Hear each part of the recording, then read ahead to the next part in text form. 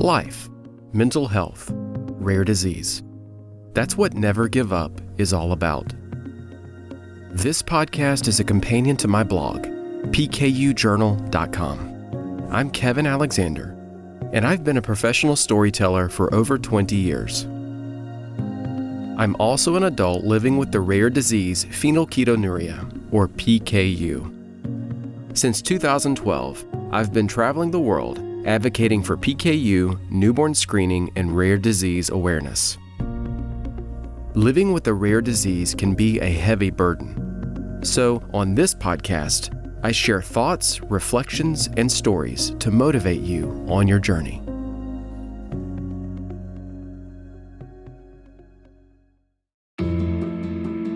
In the last episode, I shared my experiences from the 2023 ESPKU conference.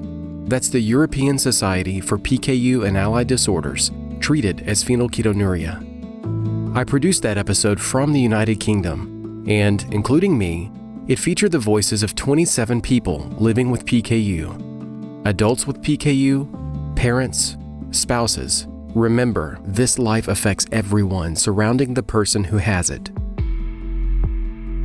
I use the term living with PKU inclusively because PKU might affect us differently, but we are one community, here to love, serve, and care for one another.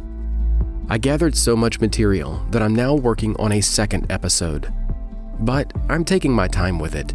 I interviewed a few people who shared some special stories and perspectives with me, and I realized those stories would never make it into the previous episode.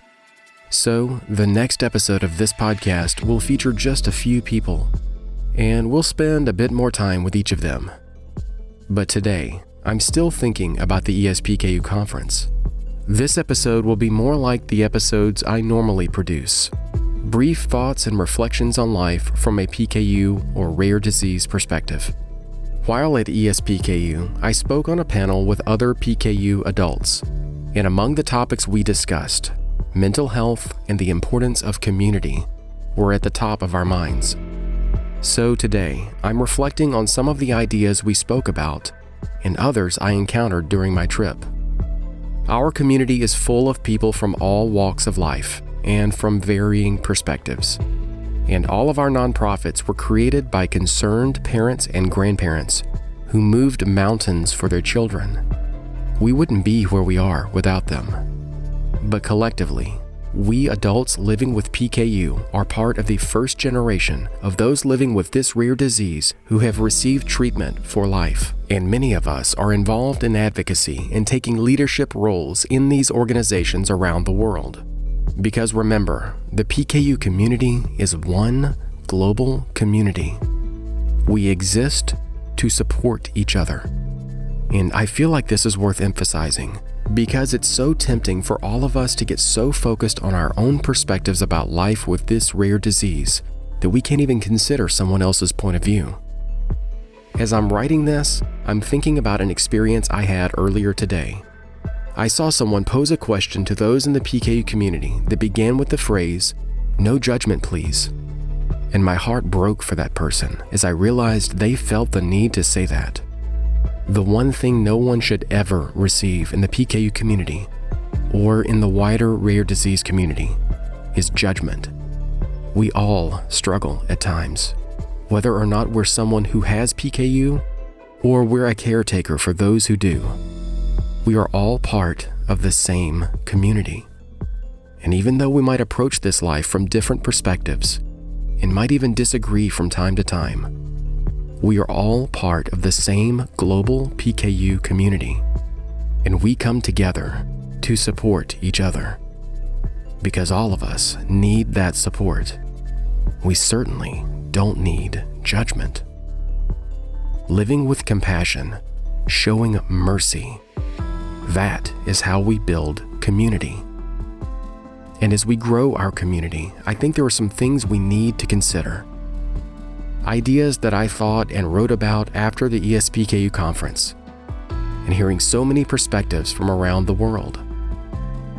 Ideas that reflect the diversity of experiences across the PKU community.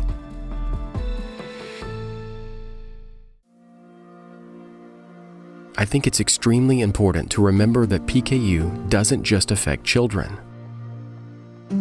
Our community is fortunate in that we can grow up into healthy adults because of treatments available to us. And as care evolves for adults with PKU, I think there are a few things we need to keep in mind. We need to support adults at every stage of the life cycle. Those just entering adulthood and either transitioning into college or the workforce. Those established in their lives and careers, but always trying to figure out how to live a balanced life with PKU and navigate the myriad of social issues and challenges we face daily. And those who are aging and are becoming the first generation of older adults with PKU who have been on treatment for most of their lives. But also, we need to start talking about how living with PKU affects not just the adult who has it, but others in their lives, family members, close friends, partners. For a long time, we have spoken about PKU from just a few perspectives. There's the child who has it, the parent taking care of that child, and the child as they become an adult. But human life is complex, and how we speak about those affected by PKU needs to reflect that complexity. How does it have an impact on the rest of the family? The grandparents, siblings, close trusted friends, and especially our partners. Those whom we let into our lives and who become our confidants carry our burdens, as we also carry theirs. And this rare disease life affects them too. They were once completely unconnected to our community, but then they became inducted into this life, and it became central to their experience as well. And we need to listen to them more and learn how we can support them. And how about those adults with PKU who are parents themselves? How does PKU affect their entire family, including their children? I'm not criticizing any of the language or ideas that got us to where we are now. We would not be here without the determination of our parents, grandparents, and medical professionals who paved the way for us. Naturally, the drive for advancements in PKU research and development began with the previous generation. But as time has progressed, we now have more PKU adults whose lives have been changed because of those advancements in care. We are discovering our voices in advocacy, and we are sharing our stories. The stories of those whose lives have been changed because of newborn screening and modern treatments. I'm thankful that our organizations are recognizing the value of the PKU adults' collective voice, and that they are listening to us, because our voice is powerful. It's the voice of a changed generation. But across the world, as this generation becomes more and more involved, takes leadership roles, and dares to change the world, let's not forget those who paved the way, and all of those surrounding us who are affected by this rare disease life as well, and continue to respect the diversity in our community, because every voice matters. Every story matters.